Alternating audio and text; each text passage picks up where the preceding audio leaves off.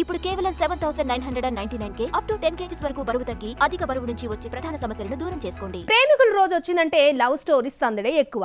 ఈ ఏడాది Valentine's day కి కొత్త లవ్ స్టోరీసే కాదు, హిట్ అయిన ప్రేమ కథలు కూడా రిలీజ్ అవుతున్నాయి.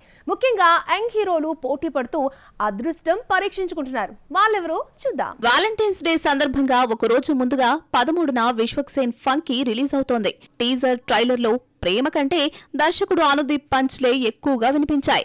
జాతిరత్నాలతో అదిరిపోయే హిట్ కొట్టిన అనుదీప్ రెండో సినిమా ప్రిన్స్ ఫ్లాప్ అయింది. గ్యాప్ తీసుకుని బాగా ఆలోచించి తనదైన స్టైల్లోనే పంచులు వేసుకుంటూ అదృష్టం పరీక్షించుకుంటున్నాడు.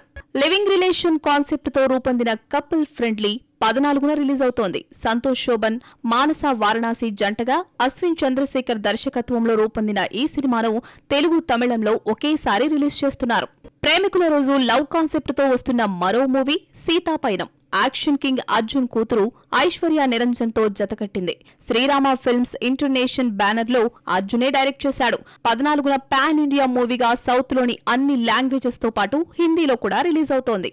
కొత్త సినిమాల కలెక్షన్స్ కు రీ రిలీజెస్ అడ్డంకిగా మారాయి. తగ్గేదే లేదంటూ ఓల్డ్ రీ రిలీజెస్ ఇబ్బడి ముబ్బడిగా వస్తున్నాయి. 13న వస్తున్న ఫంకీని రామ్ చరణ్ ఆరెంజ్ ఇబ్బంది పెడుతోంది. చెర్రీ రీ రిలీజెస్ లో ఎక్కువ కలెక్ట్ చేసిన రికార్డ్ ఆరెంజ్ పై ఉంది. మరోసారి సత్తా చాటుతాడేమో చూడాలి మరి. నాగ చైతన్య, సాయి పల్లవి నటించిన లవ్ స్టోరీ ఉదయ్ కిరణ్ మనసంతా నువ్వే కూడా వ్యాలంటైన్స్ డే రేసులో 14న రిలీజ్ అవుతున్నాయి. ఇంత గట్టి పోటీలో కొత్త సినిమాలు సత్తా చాటకపోతే రేసులో నిలబడలేవు.